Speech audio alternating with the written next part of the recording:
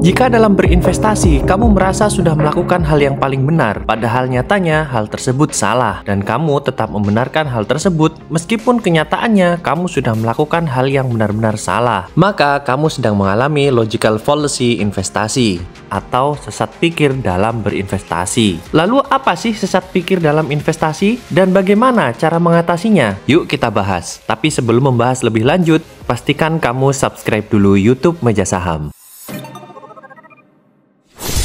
Logical fallacy adalah berpikir mengenai sesuatu hal dengan cara yang salah. Logical fallacy terjadi ketika mengutarakan sebuah pendapat yang diyakini benar tetapi ada kesalahan dalam penalaran dalam melemahkan pendapat orang lain. Umumnya terjadi secara sengaja ataupun tidak sengaja digunakan untuk mempengaruhi orang lain yang penalarannya terbatas atau bahkan diri sendiri. Cara berpikir yang salah tentunya menimbulkan kesalahan dalam merespon sehingga seringkali mendapatkan respon yang tidak sesuai dengan harapan. Padahal dalam berpikir secara logika, informasi yang didapatkan harus tepat sehingga bisa menghasilkan analisis yang tepat pula. Ada 3 karakteristik sesat pikir, yaitu yang pertama adalah kesalahan dalam logika berpikir, yang kedua berada dalam sebuah argumen, dan yang ketiga terdapat kesan untuk menipu baik orang lain maupun diri sendiri. Dalam dunia investasi, logical fallacy sering digunakan untuk aksi yang tidak bermoral seperti memutarbalikkan fakta, pembohongan publik, pembunuhan karakter,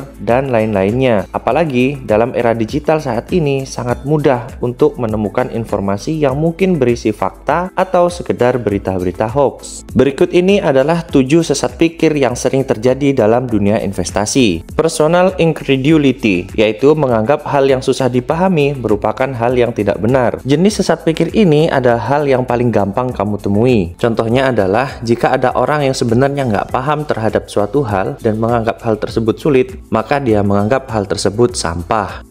Strawman fallacy. Jenis ini memiliki sifat memutarbalikkan argumen atau kenyataan sehingga argumen tersebut menjadi masuk akal. Dalam dunia investasi, sesat pikir jenis ini biasanya muncul dalam ajakan orang lain untuk berinvestasi dalam suatu instrumen investasi dengan iming-iming modal kecil bisa mendapatkan untung yang besar dan dalam waktu singkat sehingga kita tergoda untuk mencoba instrumen tersebut.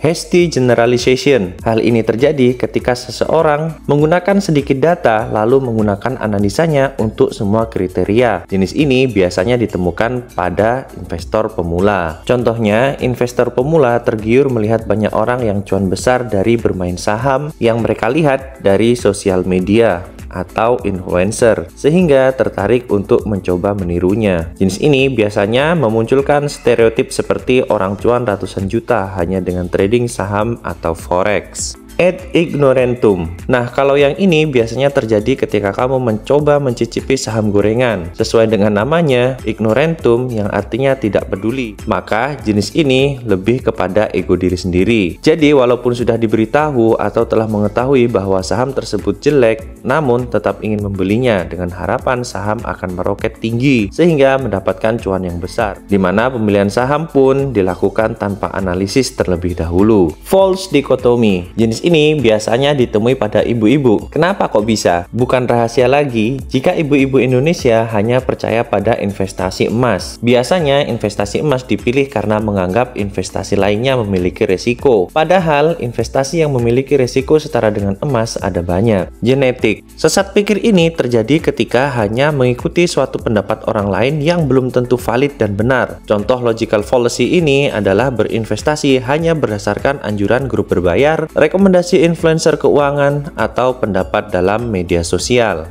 Slippery slope. Dalam melakukan trading, yang paling penting adalah strategi trading dan juga psikologi. Mereka yang mencoba membeli saham hanya berdasarkan gerak-gerik bandar atau FOMO sering terjebak dalam sesat pikir ini. Jenis ini seringkali mengasumsikan sesuatu. Misalnya, saham A arah karena adanya pembelian besar-besaran oleh sekuritas X. Maka, ketika sekuritas X membeli saham B, orang-orang akan membeli saham B karena berharap bisa arah seperti saham A.